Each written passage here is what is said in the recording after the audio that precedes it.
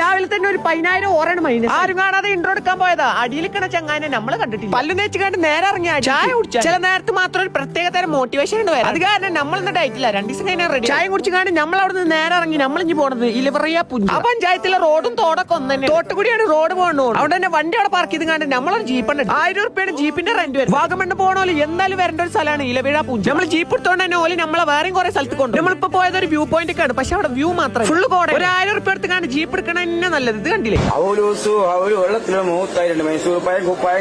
വീഡിയോക്ക് വേണ്ടിട്ട് കുൽക്കം കുറച്ച് നമ്മൾ കജ്ജുന്നോട്ട് ഒന്നും പറയാല്ല. നല്ലൊരു എക്സ്പീരിയൻസ് തന്നെ. അടുത്ത നമ്മൾ പോയത് മുനിമറല്ല മുനിയറ. അതൊരു ഗുഹ. ഒരു കാട്ടിലാണ് കൊണ്ടെത്തിയിട്ട് ഒരു പൊന്തന്റെ ഇടയിൽ കൂടെ ഒക്കെ പോയിട്ട് ഒരു ഗുഹ. ഈ സൈസ് അഡ്വഞ്ചർ ഒന്നും സൂപ്പർ പാവ എടുക്കാത്തോണ്ട് സൂപ്പർ പാവ ഒരു ബായി കൊടുത്തുകൊണ്ട് 10,000 രൂപ ഇങ്ങോട്ട് പറഞ്ഞാലും മുത്തപ്പനായി കിട്ടും. അൽസാബു അന്തം ബുദ്ധില്ലായ്മ കൂട്ടായ്മയുടെ പ്രസിഡന്റ് ആയ ലക്ഷ്മിക്കുട്ടി അവർ ചോർന്നായിരുന്ന ടീമായിട്ട് ഓലോട് പോയി നമ്മൾ പിന്നാക്കം തന്നെ. ഇനി നമ്മൾ പോണാണ് ഏതോ കാലത്തുണ്ടായിരുന്ന ഒരു പോലീസ് സ്റ്റേഷൻ. അതാണ് മുത്തേ സീന്. പോണ റൂട്ട് തന്നെയാണ് നോക്കിയാണ്.